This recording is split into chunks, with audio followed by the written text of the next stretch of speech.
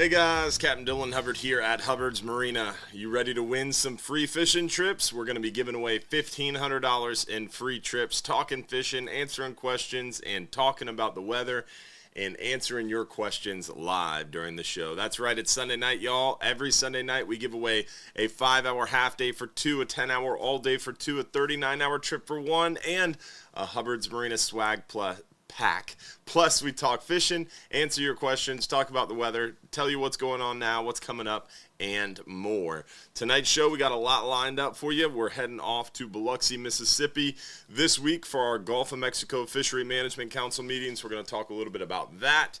We've got some other stuff lined up tonight, some great photos, and hopefully some good questions from you. Remember, if you have questions you want answered live during the show, you could shoot us a text to the phone number you see on the screen. So if you have a question you want answered live, you got to text the phone number on the screen. If you're watching on TikTok, if you're watching on Instagram, YouTube, it doesn't matter what Facebook page you're watching on, those comments, they go really fast. We can't see all the comments on all the platforms.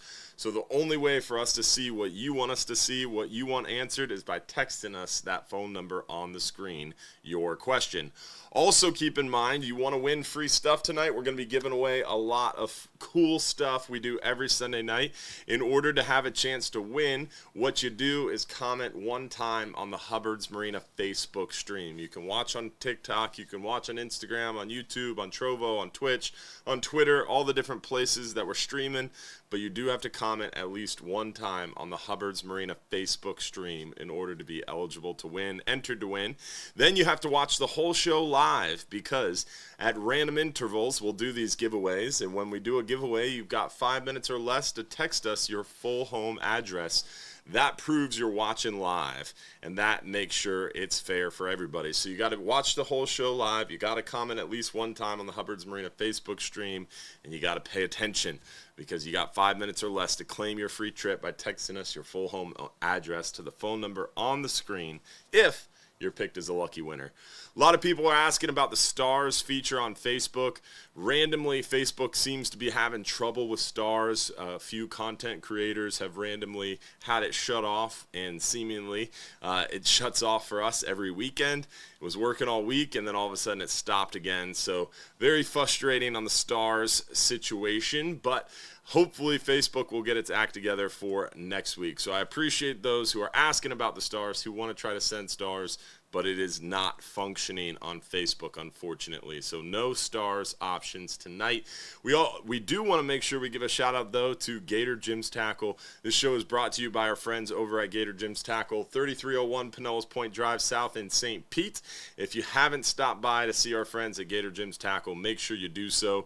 Great people, killer selection, awesome deals, just tackle stuffed to the gills in that shop. Really cool place, super awesome help behind the counter, and they do it all over there at Gator Gym. So definitely stop by 3301 Pinellas Point Drive South in St. Pete and tell them Hubbard's Marina sent you. Also want to make sure we give a shout out to all of our supporters out there in our supporters club. Stars might not be working, but our supporters club is a great way to show your support and help fuel the show.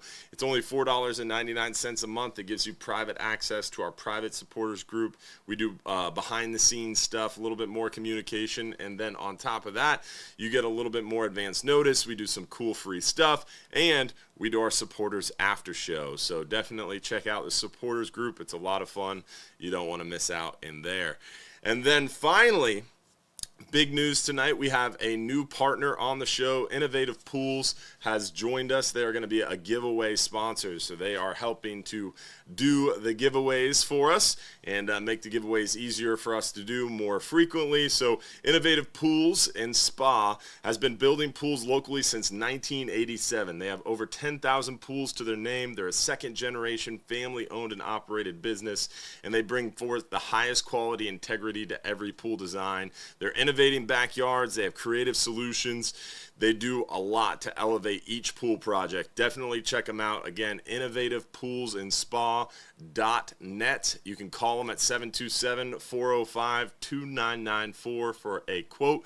Our friends at Innovative Pools and Spa are great people. Killer addition to our show and also our Real Animals radio show as well. So they have come on in a big way, and we look forward to partnering with them for many, many months to come and many years to come. Great family, great business. Check them out, Innovative Pools and Spa. If you're local and looking for a pool and spa, they are doing a $5,000 end of summer special. So great deal if you want to get something going at the end of summer here.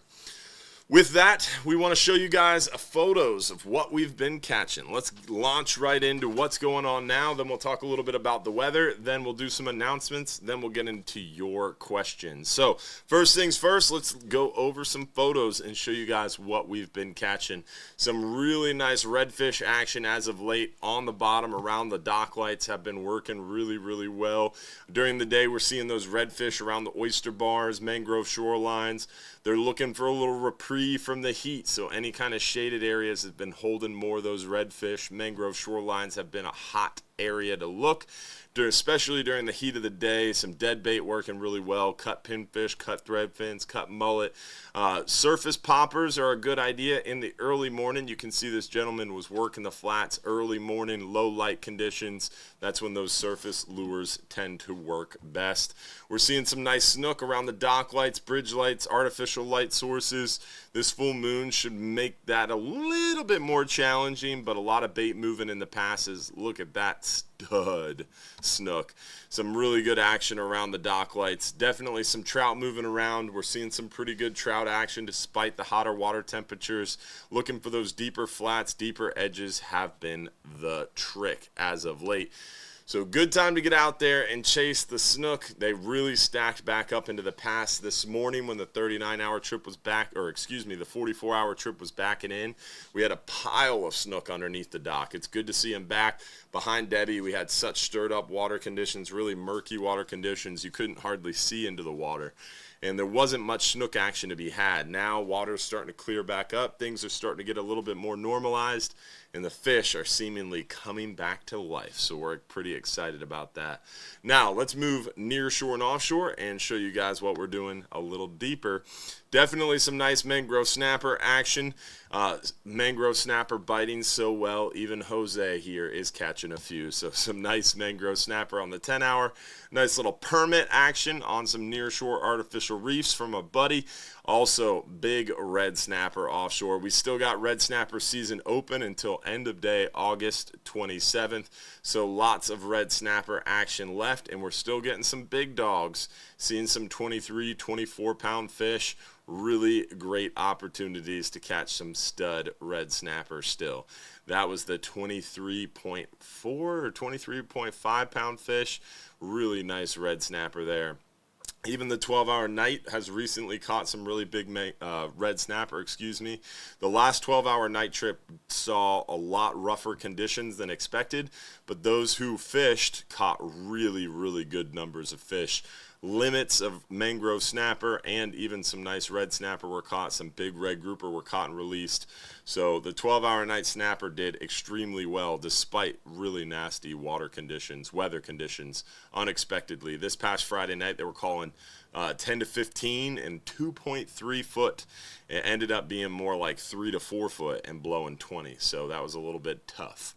As you can see here, some nice yellowtail action and plentiful triggerfish. The triggerfish bite has been hot, and we're seeing a lot of the nice yellowtails mixed in there. So great action on vermilions, yellowtails, mangroves, triggerfish. We're seeing a handful of these scamp grouper too, and plenty of red snapper still rocking and rolling. Plus we've got jacks open September and October. We got gags open the first 2 weeks and in a day of September. Remember, gag grouper season is September 1st through end of day September 15th. We've got amberjack open September and October. We've got triggerfish open the rest of the year. We've got tons of other species too, but red grouper are closed, and red snapper are closing end of day August 27th. But before Red Snapper closes, we do have lots of opportunities coming up. We've got a 39-hour trip this Friday, only got about 30 people on it, and we've got super light loads on the 12-hour extreme trip. We've got, I think, one coming up at the end of the week here with like 7 people.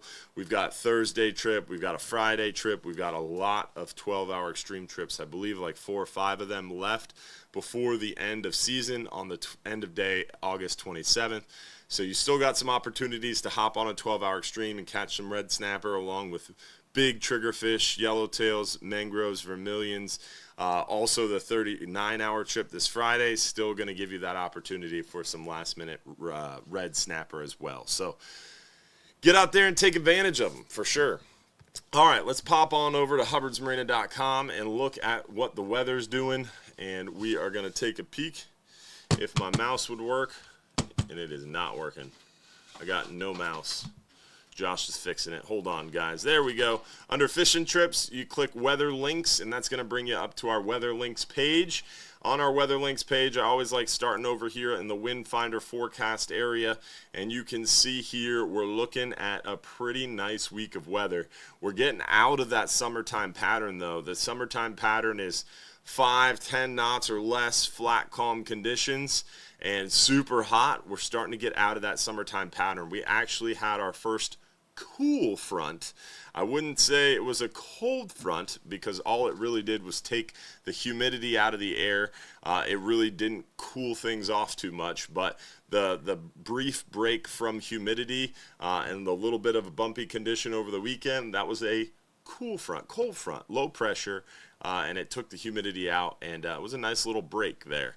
This week, it looks like we're going to have a pretty nice work week, but then into the weekend, we're going to have a little bit of a disturbance going on, and that is going to be a pressure ridge. So we're going to have to, this time of year, instead of just being weather reports are, hey, it's really calm and really hot, and we have no wind in the forecast at all, we're getting back to kind of that more fall-ish, almost early, I would say early fall-ish patterns where we have these little pressure ridges and they start fighting over the area. So we have to pay a little bit more attention to the weather now. So popping on over to spaghettimodels.com, we'll scroll down and we'll look at the prog charts like we normally do come this time of year, where we get into these weather events. So this is tomorrow. We've got a little bit of a low pressure pushing down on the area, and this is Tuesday. That low pressure becomes an occluded front and is going to stall above us. This is our pain this time of year for late August, September, and even into early October. The cold fronts come down, they make it to the Florida-Georgia border, and then they stall and become these what's called occluded fronts, and then they just sit there. And sometimes they can break off in the Gulf of Mexico and become tropical. So we kind of got to keep our eyes on these. But they also, what they do is they stall above us and they create a pressure ridge, which creates a little bit more of a windy boundary as well for our area. So that's probably what's going to be causing that weather. Yep, look at that. So this is Wednesday. That pressure ridge extends a little lower. And remember, we had nice, calm conditions all week. But you can see here Thursday, that pressure ridge gets a little closer. And then Friday, I would imagine, yep, it's sitting right on top of our area. And that's what's going to bring us the more, I would say, moderate winds. So this is Saturday. That pressure ridge is just stalled all week on top of us. And there's Sunday. So that is what's going to be causing these winds. As you can see here in the top, when the wind picks up Friday, Saturday, Sunday, Monday, that's what's happening. That stalled, occluded front sitting on top of our area is going to be making it a little bit more breezy, potentially a little bit more bumpy. But it also means we're going to have a moving barometer, and those fish should be feeding. We're on the backside of a full moon. So this week looks to be a pretty good week of fishing. We've got a moving barometer. We're going to be on the backside of a full moon.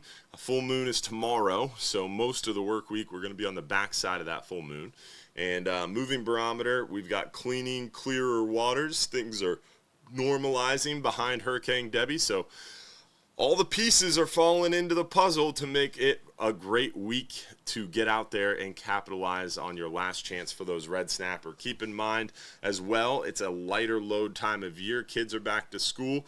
Our 5-hour half days get a little busy on the weekends, but our 10-hour all days are running week. Today, Sunday, we only had about 30 people on the 10-hour all day.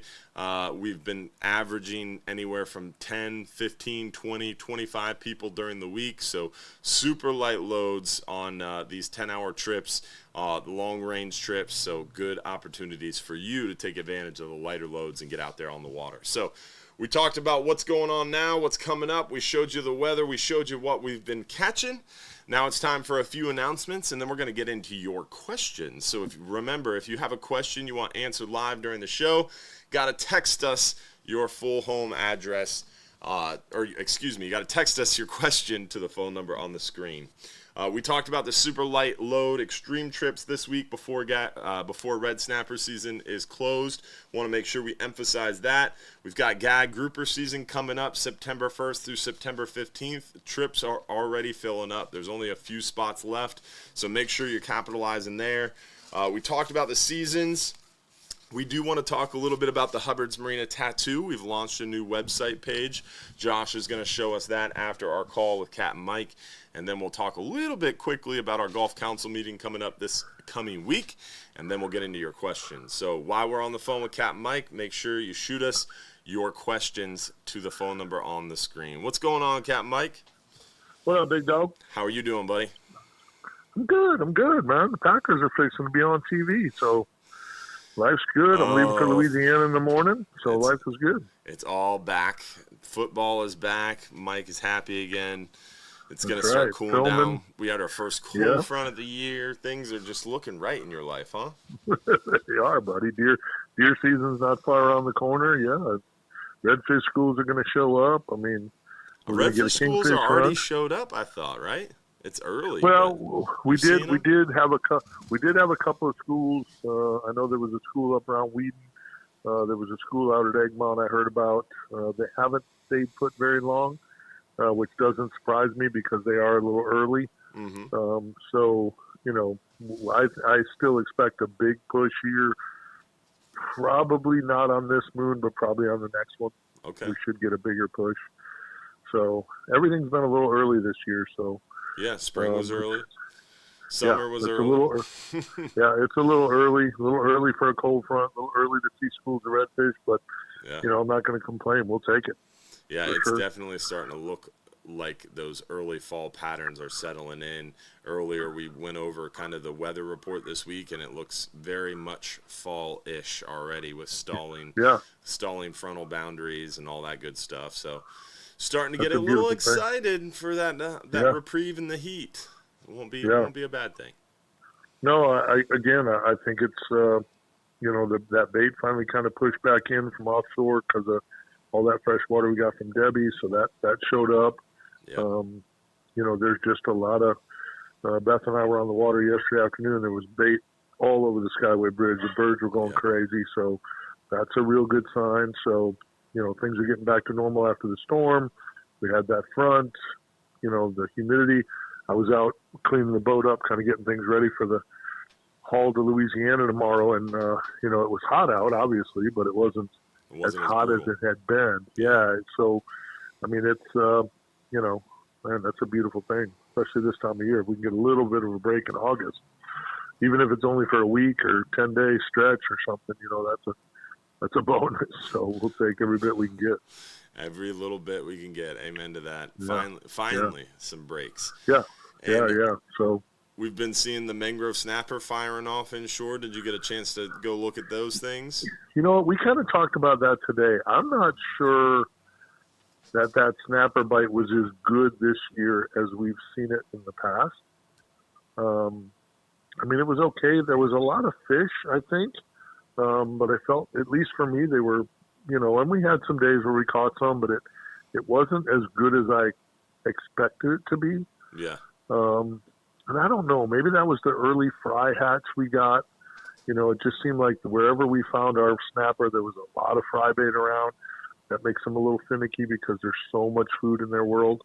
So I don't know. And I'm not sure, maybe that's just me. maybe some guys are, I know Captain Rick Gross down there out of Bradenton. He's a really, really, really great inshore snapper fisherman, and I know he had a pretty good season. But mine wasn't great. I wouldn't, Captain Lee Blick, some of the guys I run with out of my marina, I would say it was off a little bit. And again, maybe I didn't do enough of it. Maybe I didn't work hard enough at it. That could be part of it too. So, they seem to be I don't later, in my opinion, than they normally are. Generally, a little bit. By like June, you're seeing clouds of them around the docks and stuff like that. They didn't really get like that. The sheep's head hung around later than normal, and now we're starting to see a lot of the clouds of mangroves. The kids were down at the dock. Captain Seabass had his daughters down there fishing with these little 3-foot-long push-button Barbie poles, and they were crushing the mangroves. And after about like 20, 30 minutes, they had them chummed up really, really well. I walked out there, and it just, like, as far as the eye could see, these little 6 to 12-inch mangrove snapper just clouded. And I was like, well, it finally happened. Normally you see that all of June and most of July, and then they kind of taper off a little bit. But it seems like it's almost starting at the end of July and into August. It's kind of a weird pattern. You know what? And I was thinking about this too, and we talked a little bit about it on the radio this morning. I don't think the mackerel bite was nearly as good as we've seen. They're south of us. Van Hubbard talked about it, how they're just so thick on the beach, like spring and fall. And I heard that from someone, forget who it was. Oh, it was on the Saturday show. They were talking about how there was mackerel all over the beach behind Debbie. I think it was Jeff Page. Oh, Jeff Page. Yeah, Jeff Page. Yeah. So. I just, a couple of my inshore spots where they're normally, ridiculously thick in August and late July, they just kind of weren't. And that maybe it was just my spots were cold. It could be, and I just wasn't in the right spot. But, even some of the guys, again, when you run out of a marina, that's got 8, 10, 12, full-time guides in it, you usually get some, like, hey, my bite sucked. Oh, well, I went mackerel fishing. We crushed it. You know what I mean? Oh, where were you? We were out the beach. You get stories, and I don't recall getting any really good, stories on them either. But, and again, not a fish that I super focused on, but a couple of times I stopped at some of my July, August mackerel spots where usually we're just looking to bend a rod. Yeah. Tide's not great, but the mackerel's elite. It just wasn't great. So, heck, I don't know if it's me or if the mackerel were a little off or, again, not focused enough on it. The redfish bite was really good. So that could be part of it. I spent a little too much time soaking pinfish under trees when, the last couple of years, the redfish bites went off. So you were forced maybe more to spend a little more time mackerel fishing. So maybe that's part of it. Again, sometimes we can overthink it, and that might just fishing be what it is. Fishing, right? Yeah, I mean, it just could be, and it could be cyclical that, hey, there wasn't a banner year for whatever reason on the spots that I normally fish. And, it is what it is. It's just hard to tell. Yeah, you never know. So, yeah, it's, it's one of them deals. You got to go to be in the know. And, I didn't hit those spots all that often, so that might have been part of it too. Like I said, that redfish bite kept us really pretty busy through the summer here. So, we haven't had that. So maybe I was a little more focused on the mackerel here the last couple of summers. And this summer I didn't have to focus on them. And here we are getting towards the end of summer. And now I'm like, where are our mackerel? Well, they were probably thinking, well, you've been red fishing, dummy. Yeah, you forgot about us. Right. Yeah, you didn't need us. Yeah. Our feelings are hurt. Right. So it could be hard to tell, but I'm definitely excited. Like I said, I got a pretty big week here, headed to Louisiana, trying to film some shows for season 19 of Real Animals TV. And that should be good. It's backside of the full moon. Not my favorite time to go to Louisiana, but we should have a decent late afternoon bite, which is, anytime you can get a redfish bite going in Louisiana, nothing about that's bad. So hopefully we'll have a good report from Louisiana for next Saturday's show. All right, man. Well, hopefully I'll see you on the interstate. I'll be speeding. Yeah, that's right. Yeah, you probably will. You probably will. Make sure you beep. All right, man. All Oh, right. you won't miss me. Don't worry. I'm sure. There's no doubt in my mind. All right, brother. Have See a you, great man. show. You too. All right, partner. Bye. See you. Hopefully he has a good night with the Packers winning their preseason game. Preseason football's on, huh? It's exciting. It's exciting. That's happening. It seems like that's early too. Time flies when you're having fun. You know? You never know. All right, so we talked to Captain Mike. We got the update from the inshore side of things. We talked about weather. We talked about what's going on now. Updates tattoo website page. We want to share this with you guys. We've had a lot of questions about the Hubbard's Marina tattoos. We've gotten a lot of inquiries about it. So Josh has put together a Hubbard's Marina website page. That's right. We've got a new website page dedicated to all things Hubbard's Marina tattoos. So if you hit info, you scroll down to Marina info. Underneath the webcams, Hubbard's history, meet the staff, you've got Hubbard's Marina tattoos just above John's Pass parking. And that's right, we've got our Hubbard's Marina tattoo page with all the guidelines on how to get your $1,000 in free trip fare. And then we've got a litany of our latest Hubbard's Marina tattoos for examples if you're interested in checking them out. This is the newest one. I like this one. They added the if you're too busy to go fishing, you're just too damn busy. Love the motto on the outside as well. So they went all in, Orlando did there. So pretty cool. Check out the website page. Again, hubbardsmarina.com/tattoos, or you can navigate there to check it out. Josh also dropped it into the chat as well. So we got all the things covered now. We do want to mention some stuff about the Golf Council meeting, but let's get into the questions because someone's probably going to ask the question anyway. So before we start questions, let's do our first giveaway of the night. Let's do our 10-hour all-day trip giveaway. Remember, this giveaway is brought to you by our friends at Innovative Pools and Spa. Remember, Innovative Pools and Spa have been building pools locally since 1987 with over 10,000 pools to their name. They're a second-generation pool company bringing forward the highest quality of construction and integrity with each build. They bring backyards to life with unique designs, construction to fit your lifestyle. They do so much to elevate the projects, whether how they beef up the construction or they add more rebar and concrete than required, elevating the design and the length of the life of the pool. Custom designed spas with also custom designed jets layouts for maximum benefits and enjoyment. Larger piping for better water flow and control, state-of-the-art equipment, and so much carefully designed extras. You'll be blown away. Check them out, innovativepoolsandspa.net, or give them a call, and hopefully you'll take advantage of that $5,000 end of summer credit that they're offering too. So with that, let's do our first giveaway of the night. 10-hour all day for two, brought to you by Innovative Pools and Spa. Winner is... Oops, got to open my water bottle. Oh, Jose Ortiz, congratulations. Maybe you can go out there and catch a few more of those mangrove snapper that you lucked into on the last trip. Congratulations, my friend. You got 5 minutes or less to text us your full home address, claim your free trip. So make sure you shoot us a text to prove you're watching live. All right, so with that, we'll get into some questions. Is a 44-hour trip a 3-day bag limit, just like the 39-hour is a 2-day bag limit? Nope. In the Gulf of Mexico, you can only have a 2-day bag limit. That's why we don't offer a 3-day or a 4-day or a 5-day trip. In the Gulf of Mexico, it's a maximum of a 2-day bag limit. In 1988, when they passed Refish Amendment 1, they actually made that rule about allowing a 2-day bag limit.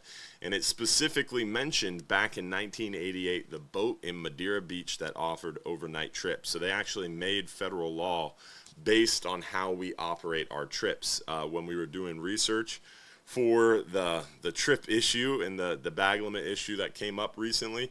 I was actually reading the meeting minutes from back then, and they were handwritten back in the 80s, and it specifically mentioned the boat in Madeira Beach. So my grandfather, going to federal fisheries meetings when they were first passing the rules, got that established, a 2-day bag limit, and they do not have an allotment for a 3-day bag limit. And due to the rampant misuse and I would say enforcement issues and unenforceability and just confusion that surrounds a 2-day bag limit, I don't see a 3-day bag limit ever being an option. So many people don't understand how that works and how you have to properly go about abiding by the law to keep a 2-day bag limit. You have to be on a federally permitted for-hire vessel. It has to be federally permitted, has to be a charter, and it also has to have 2 captains on board, 2 licensed captains on board. You have to be on a trip greater than 30 hours. You have to have sleeping quarters for those captains that are defined in the CFRs, not just beanbag chairs. So there's a lot of different rules. You have to have receipts on board proving the length of the trip. There's a lot of scrutiny you have to go through to get that 2-day bag limit. But again, it's only federally permitted for-hire boats that can accomplish that. It's got to be a trip greater than 30 hours. So you can never do it on a private recreational trip. Oh, someone said, I'm coming to Final Friday for the first time at the end of the month. Where is the best place to park? I would suggest doing a morning half-day trip and getting your $7 all-day parking and park in the garage, or do a dolphin trip and get the $7 all-day parking and park in the garage. The cheapest way to park inside Johns Pass is go out on a trip with us and get that $7 all-day parking. Definitely the cheapest way. Or just pull in the garage and you can pay by the hour. Is there going to be a mangrove 12-hour night trip after red snapper season is over? Yes, the mangrove snapper 12-hour night trips only target mangrove snappers. We don't really target red snappers. So once red snapper season closes, mangrove snapper are still open. We'll still be running those 12-hour night snappers.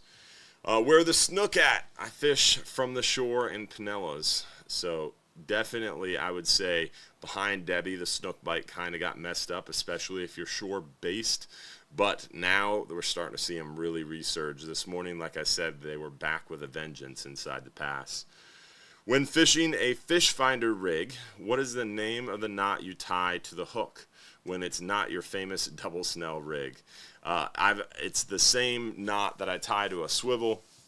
If I'm not tying line to line, if I'm doing a line to line knot, I generally do a reverse Albright knot or a modified reverse Albright knot. The FG knot's one of the best.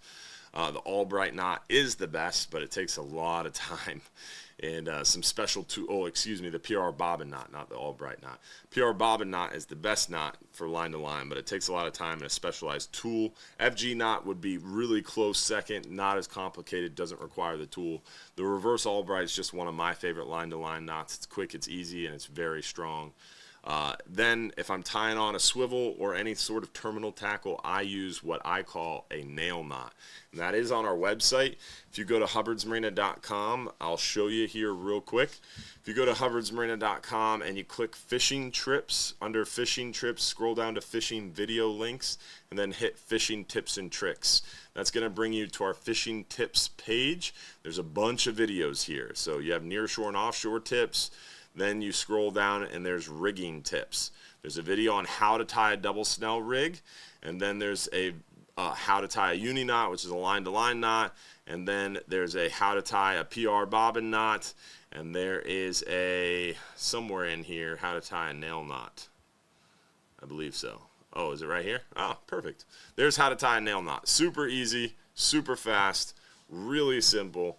That is the knot I'm going to use all the time if I'm tying on a hook and I'm not doing a snell knot.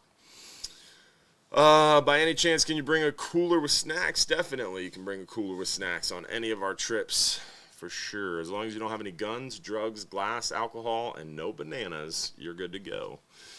Running up the bay into Hillsborough River, the boat wake has been horribly brown. Is that from all the pollution dump or just brackish water? Definitely brackish water. Everything was really, really horribly brown all over the bay, and that's the brackish water. There was a lot of sewage dump and wastewater spills that happened around the area, but definitely with the volume of water we have locally, it wasn't enough to change the color of the water or anything like that. But it didn't look good that we had brown water coinciding with all those spills. So it definitely appeared to kind of be causation, right? But it definitely was not caused by the spills. It's just when you have salt water, you add a bunch of fresh water, you get that brownish look to it, that brackish water look to it, and you get more tannic water from the rivers and such, and that's what brings it down to that brownish color. With all the triggerfish you're catching out deep, do you need to rig differently? How do you target triggerfish? Smaller hook, smaller weight? Are they on the bottom? Question mark. Generally, we catch triggerfish on the bottom. Generally, we catch them with similar rigs that we're using for other species. You can sometimes target them with a chicken rig. Some people do. I wouldn't. I would simply use a fish finder rig. You could go a little smaller hook. You could go a little lighter leader if you wanted, like maybe mangrove snapper style setup. So if I'm fishing on a 12-hour extreme or 39-hour trip, I'd be fishing for mangrove snapper with like 40, 50-pound test, like 5, 6-aught hooks. And for a trigger fish, I'd put on a little strip of some chewy bait, either a bonita strip or a squid strip, about 2 inches long and about a 1/4 inch wide and a 1/4 inch thick would be a good idea for the trigger fish. They like something small, chewy, and they like a little bit of a smaller hook too. Some people like the chicken rigs. I personally don't, because they are just gonna scare away more quality fish, in my opinion. I personally stay away from the chicken rigs, but you could do whatever you want. Squid is a good bait though. We do catch them on other baits as well, but definitely a good one. Is there a Hubbard's Marina catch and cook video? We'd love to see how you cook up some fish. So we do have Hubbard's Marina cooking videos, again, on that fishing tips and tricks page we just showed you. On the underneath the tackle or rigging tips where the how to tie a nail knot video is. If you keep scrolling, we have some general tips, and then towards the bottom we've got how to cook fish. We got 2 different cooking videos that we've done with Fox 13 News on how to cook fish. And then there's even some inshore fishing tips down towards the bottom of the page as well. So lots of fishing tips and tricks videos, including how to cook fish as well. I get seasick rather easily. What's the best way to prevent it? This is going to sound funny, but honestly, you have to get over it mentally. And one thing that Smokey always says is chug a beer. And I've seen it work. If you're having a good time and you're paying attention to having a good time and you're not concerned about getting seasick, then you're not going to get seasick. If you go into it like, hey, I get seasick really easily, I got motion sickness really bad, I'm probably going to get seasick, how do I make sure I don't get seasick? You're probably going to get seasick, right? So it's a very mental thing. So generally, what we suggest is a chug a beer, bring some friends, focus on having a good time, and you're gonna be okay. If you want to be preventative, the more professional answer that works well is making sure you're drinking plenty of water, you get some good sleep, and you take Dramamine or Bonine or one of those motion sickness preventative measures ahead of time.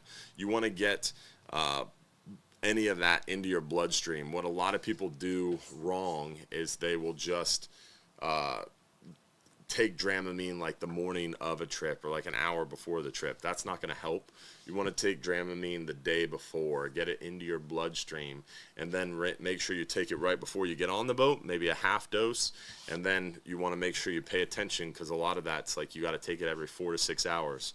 So people will get on the boat feeling great, and then halfway through the trip, they don't take it again, and then they get seasick. So you got to get it into your bloodstream the day before, take a half dose right before getting on the boat, and then make sure you're keeping up with the timing and keep dosing yourself while on the boat.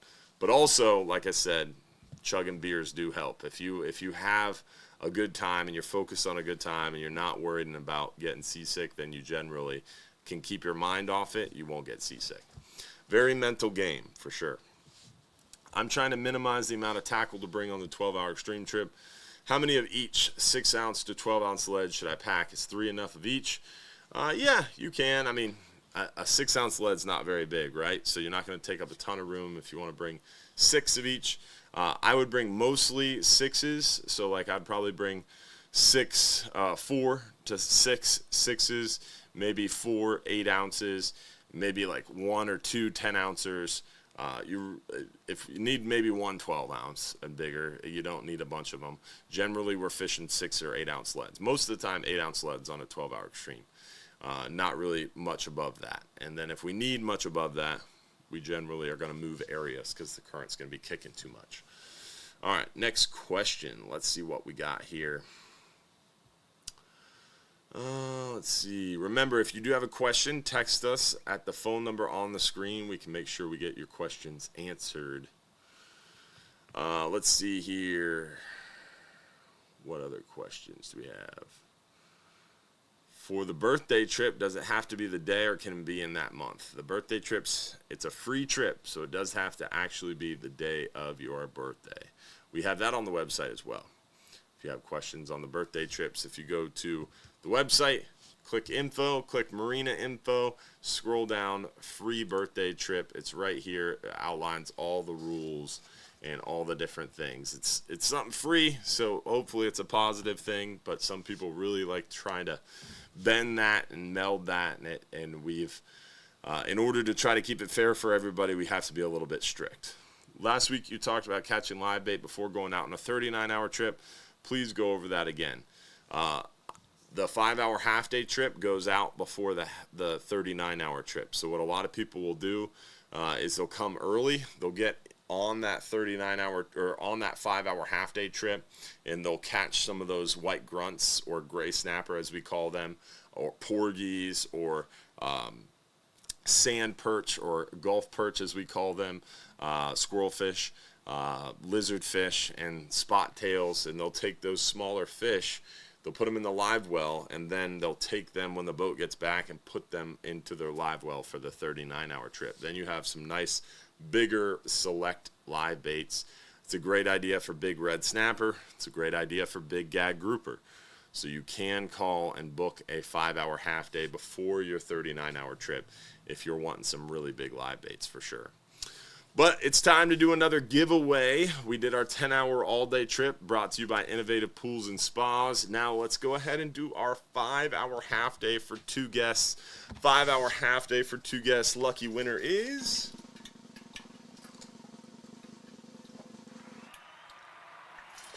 Joshua Brosmer from Indiana. Congratulations, Joshua. Got a nice deer in his profile photo. I like that. Solid amount of deer sausage there, it looked like. Good evening. Where can you catch sand fleas? If you want to catch some fleas, man, it's been tough lately.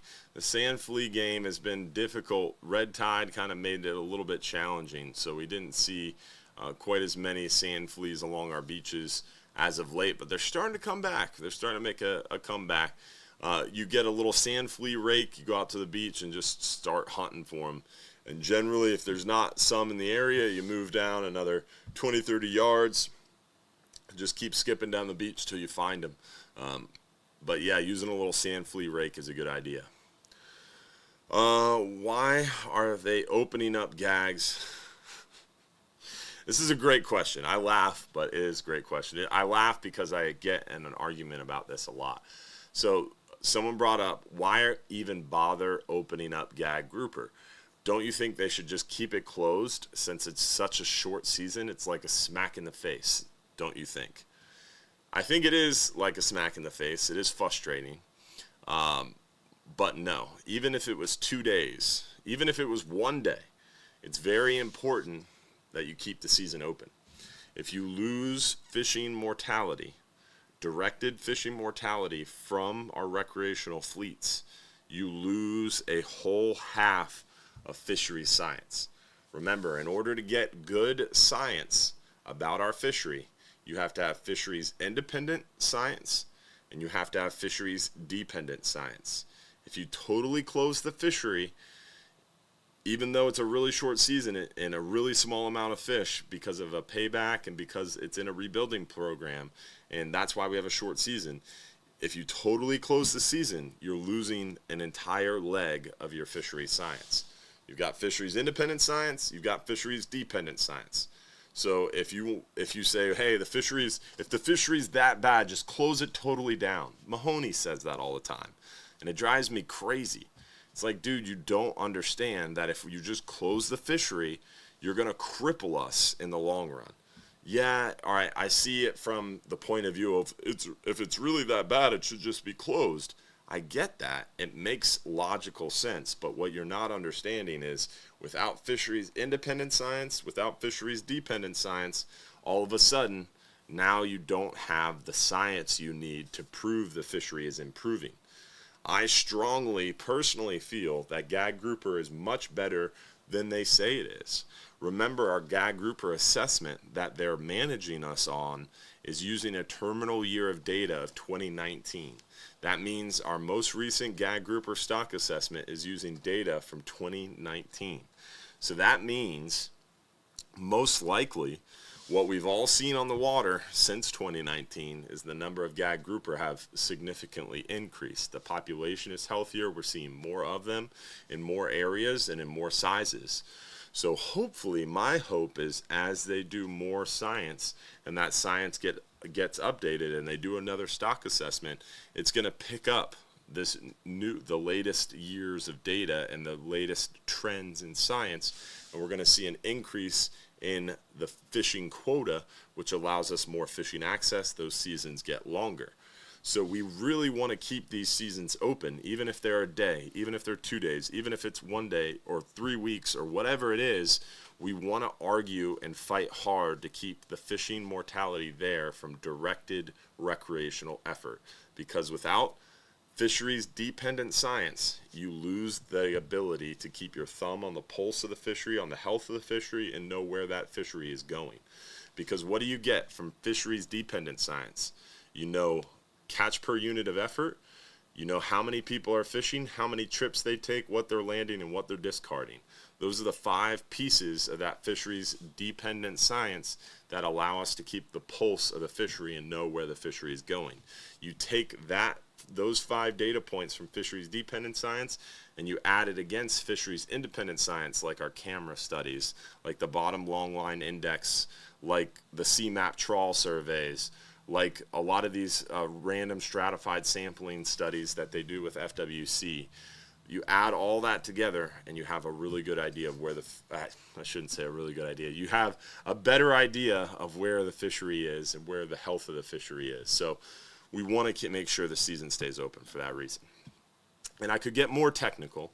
And if you're interested in a more technical response, I strongly suggest going on to our website.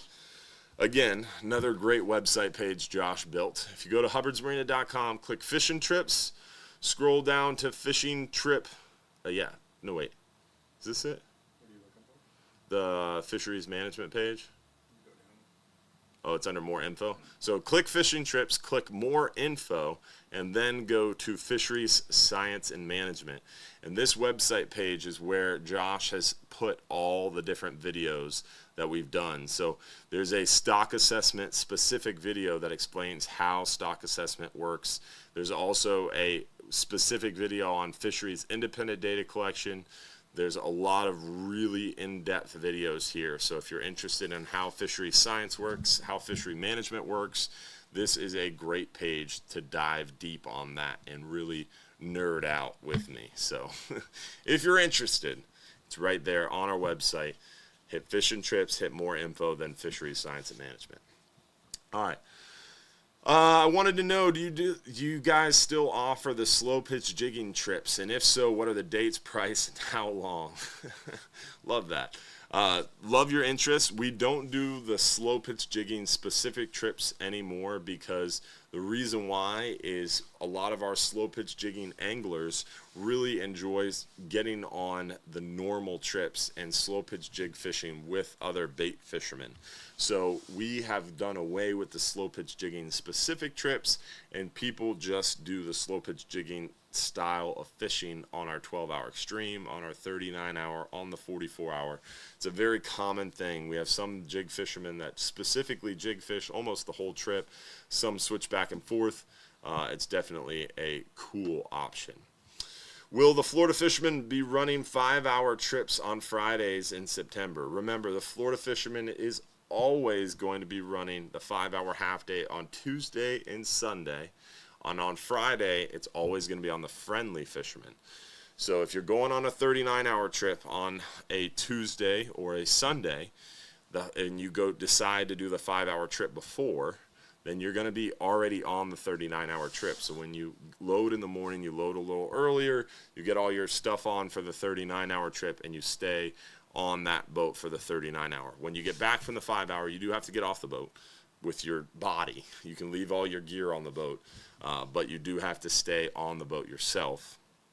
Or you can leave all your gear on, but you do have to get off the boat yourself, because we have to fuel, we have to ice, we need everybody off the boat. So you do have to get off the boat, but all your gear can stay, and you're already loaded. If you do a Friday 39-hour trip, you can go on the 5-hour half day before to catch bait, but when the boat gets back, you'll have to transfer that bait to the 39-hour trip boat, and then exit the dock area and load with everyone else. But in the morning, most of the time, we can let you put your gear on the Florida already. So you will be able to load the 39-hour trip early if you do the 5-hour trip before, even if it's not on the Florida. So you still get that benefit.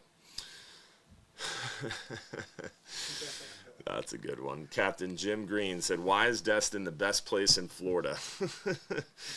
Our friend Captain Jim is on his way to the Gulf of Mexico Fishery Management Council in Biloxi, and called me on the way to the show and said he was going to be listening in. So I expected a question like that. But ironically, he sent me a survey that he surveyed his port about their feelings on fishing in Destin, and they all agreed, overwhelmingly so, that fishing in Destin has declined.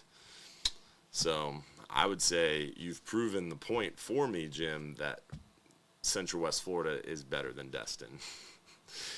It's cool. I mean, I talked about this at a tourism summit. I was invited as a guest speaker to speak at this tourism summit at St. Pete Clearwater Airport this past week, and it was really interesting. We got in a conversation about the regionality of Florida and how you can make these small adjustments in your latitude and longitude and totally change the game for yourself. I mean, if you go a little bit further north to Crystal River, it's like you're in a totally different state.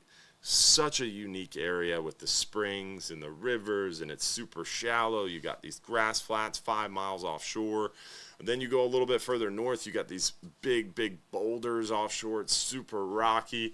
You go up into the Forgotten Coast, the Big Bend area, you have these stretches of just like this country road, and there's no one around. You go offshore and you don't see another boat. It's just crazy.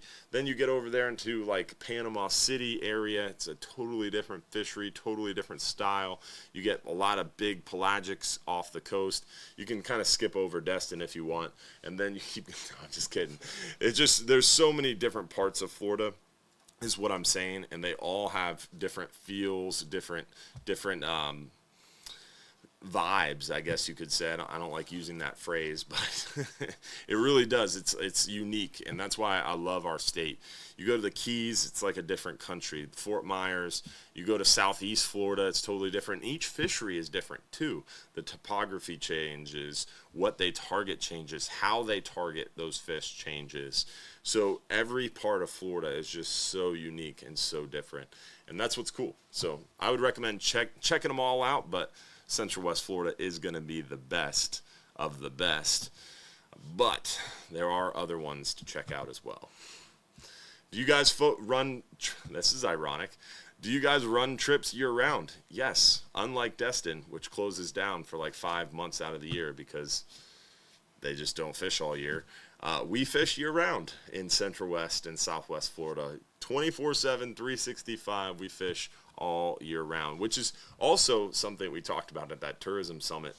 Going to these Gulf of Mexico Fishery Management Council meetings, one of the most interesting things to me that I learned is really Central West Florida, from like Tarpon Springs to the Keys, is the only part of the Gulf of Mexico that fishes year-round. If you go up into Panama City, they straight up close like 4 months out of the year. Their charters stop fishing. Destin, same way. You go over into Alabama, they shut down their business for like 6 months out of the year. Louisiana, same way. Texas, they only fish like 4 months out of the year in Texas. It's crazy. The rest of the year they're watching football or hunting and duck hunting. It's too windy in parts of Texas. So super interesting that for some reason Central West Florida and Southwest Florida are the only areas in the Gulf of Mexico that do fish year round. So when people ask us that, to us it's like a weird question, like, yeah, we fish all year. And I never understood when people asked me that 5-6 years ago. I'd be like, what do you mean? Yeah, we're open all year. Why would we not be open all year? But then going to these fishery meetings and meeting other charter captains that like, you're open all year? Like, it's pretty interesting. So did you know that? I didn't know that until recently. Is there any red tide? No. Does the FG knot work as good with 80 to 100 pound braid? No. The FG knot becomes much more difficult to tie with heavier braid. FG knot's really good with lighter braid. That's why I like that reverse Albright knot. And once you get into really, really heavy braid, then you have to do totally different knots. The PR Baba knot's a good one. You have to do some of those wind-on leaders if it gets really, really heavy. So definitely changes. Next question. Is there any red tide? Hopefully never. It says red snapper is out of season. You're looking at the wrong thing. Red snapper is out of season for private recreational anglers. So if you looked at FWC's website, it would probably say that red snapper is closed for private recreational anglers, but federal for hire is open June 1st through end of day August 27th. The private recreational fleet has June, July, and then weekends September, October, November. So fast forward to the weekends in September, October, and November, people are going to be asking us, oh, can we keep red snapper season this weekend? No, we can't. It will be closed for us. But FWC's website will say that it's open. So you got to be careful and plan accordingly and make sure you're looking at the right regulations. Great question. Let's see. Me and my wife are planning on going on the birthday, September 8th. What trip should we take? The 39-hour, the 12-hour night, or the 44-hour? I mean, for me, the 39-hour and the 44-hour trips are really great options. They're my favorite. They give you a lot of fishing time. The bite's a little slow. You can wait a little bit. The bite's going to get better. We're able to move areas. We have a lot of flexibility. If the bite's not really good, we can totally move in a different area and have a different style of fishing. Or if the bite's a little slow during the day, you fish all night. You fish through the sunrise. You fish through the sunset. You have different times of the day to be able to fish. The 12-hour extreme is a great option to fish that 39-hour trip area, but you get a small window of fishing, and it's mostly during the day. You don't have the night bite, you don't have the sunrise bite, you don't have the sundown bite, and you have this narrow window of fishing. Plus, it's on a smaller, faster boat, so also on top of that, you have a greater chance of those trips being canceled, because if you're going much faster in a smaller boat, it needs to be nicer weather, whereas the 39-hour trip, 4-foot seas isn't bad at all, where 4-foot sea would make us cancel a 12-hour extreme trip. So definitely two totally different animals. But if you have a limited schedule and if you're too busy to go fishing often, that 12-hour extreme is a great answer for sure.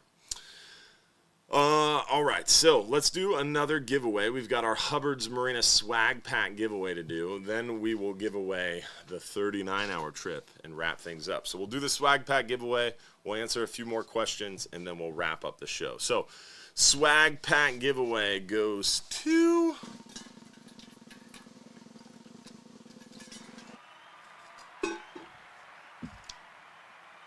Uh-oh. I almost died. I choked on a thing of ice. Oh, that was not good. Ooh, Tracy Jones, congratulations from Southern Illinois. That was not cool. I couldn't breathe for a second. Josh, you know CPR? Yeah. All right, because I almost needed it. Woo! That was scary. All right, I did not die, and Tracy Jones, you won a Hubbard's Marina swag pack giveaway. So you got 5 minutes or less to text us your full home address and your T-shirt size so we can mail you out that T-shirt. So text us your full home address and your T-shirt size. Whew. All right, next question. Are you going to have Final Friday, Labor Day weekend? We have Final Friday every time. Every last Friday of every month, we've got Final Friday. So check it out. We will definitely have a good time. Potentially, Final Friday is going to be shifting a little bit. We'll keep you up to date. We have a phone conference tomorrow. Might have some Final Friday news coming, so stay tuned. Will you ever do tuna trips? No, we will not do tuna trips in the short term, at least. Potentially in the future, things can change and fisheries can change, but right now the closest area for us to get tuna is like a 110-mile run, and just doesn't make sense. It's kind of like for us, people ask us a lot, why don't you fish Pulley Ridge, why don't you fish the Tortugas, why don't you fish the oil rigs? We could fish those areas, but we have to run really, really far past a bunch of fish to get to those areas. So definitely is a good idea to fish closer for us, able to make more people happy, able to offer more trips, more options, able to keep the prices down, and offer a better quality product in my mind. So that's our plan, and our business model is to try to cater to as many people as possible by trying to offer as many options as possible at the best possible price. So that's what we do. All right, next question. Yeah, I see that. How has the pass endured through Debbie? Debbie knocked us down a little bit. Debbie knocked us around a little bit, but didn't knock us down. We had a little bit of flooding, not crazy flooding. We had some pretty significant cleanup, but not crazy cleanup. So we did pretty good. How hard is the 10-hour trip on the body? That is a subjective question. If you're like Smokey, you need a day to recover now. So it depends on you and your physical attributes and your physical fitness and all that good stuff. A 10-hour trip is pretty moderate, though. I mean, your 5-hour trip is fun for the whole family. It's any age or level experience angler. It's pretty simple, pretty easy, not too hardcore. 10-hour trip is the next step up. Pretty moderate, kind of intermediate level anglers, not really that crazy. 12-hour extreme's a little tougher. You're staying up all night, 12-hour night is a little tougher. You're staying up all night. Can definitely be a little bit more of a grind. 12-hour extreme, that's a tougher trip. You're out in the heat. There's no air-conditioned cabin. You're going fast. It's extreme. So the 12-hour extreme is a pretty big step up. The 39-hour trip is on a bigger boat. You have a lot of creature comforts, but you're offshore for a long period of time. So it gets a little bit more difficult as you go up that ladder, for sure. But a 10-hour trip's not too tough, unless you're Smokey. I'm looking forward to a fishing trip with you guys. My question is, will there be people there to help me with setting up my tackle and rigs? Yes. If you do a private fishing charter with us, we wait on you hand and foot. You've got one-on-one help from the captain and crew. If you do a party boat trip with us, especially this time of year, we have lighter loads. You get a lot more support, and there's definitely a lot more opportunities for you to hang out with the captain and crew and get more help. If you go on a busier trip, like on a weekend or at a busier time of year, we do have people there to help you, but they have to share their time with everybody. So on busier trips, you get a little less one-on-one time. But we do our best to try to help everybody as best we can. Let's see here. Oh, Tracy Jones brought down some, what did she say? I'm the one who brought down all the deer sausage and hot sticks. Those were really good. I remember that. Congratulations on the win. Let's see here. Oh, there you go. Someone answered the question. The 10-hour trip that I went on was a breeze. It was the first time for us, and we didn't even use Dramamine. There you go. First timer went out, and it was a breeze. Can you explain the Hubbard's fishing pool?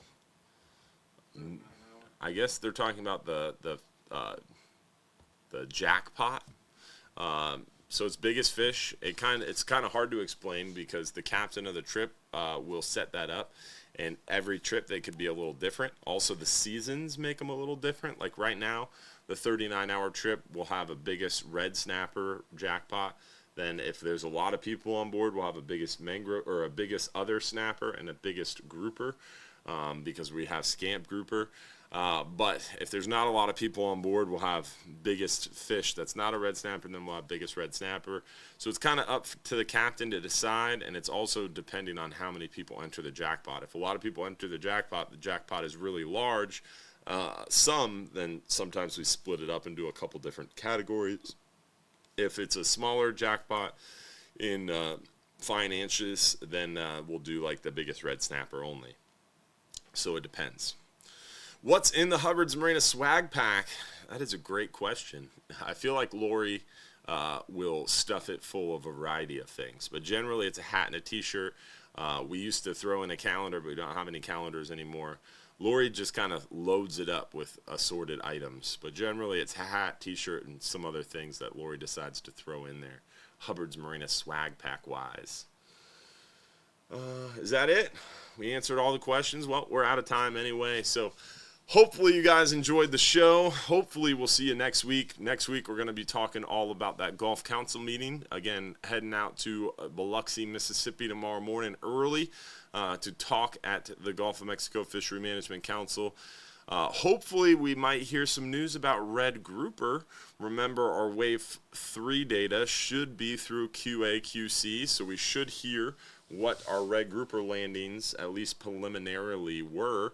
So maybe we might hear about potentially some extra red grouper or not. So maybe we might have some red grouper news. Plus, they're going to be talking about a variety of other things, but we're going to be there hopefully pushing for improved recreational data collection for our federal for-hire fleet. That's going to be a big push. And then the next Gulf Council meeting, guess what? Right here in St. Petersburg, the best part of the Gulf of Mexico for Captain Jim Green's gratification again.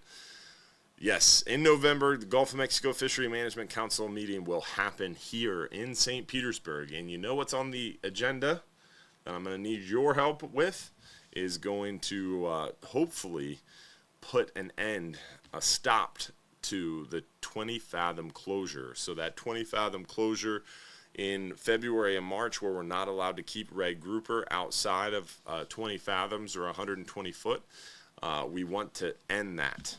It doesn't make any sense that it only applies to one sector. It doesn't make any sense that it's unenforceable and is blatantly ignored by most people. So we want to make sure it's removed, or at least explored to be removed. And they're going to be talking about that in November at the Gulf of Mexico Fishery Management Council meeting that happens here in St. Petersburg. So that'll be interesting. Also want to make sure we remind everybody, vote yes on 2. Remember, Amendment 2, if you're a Florida voter, is coming up on the ballot November 5th. That is the right to hunt and fish. We want to make sure that everybody is voting yes on that. Someone asked, is the Gulf Council meeting open to everybody? Yes, it is public information, public knowledge.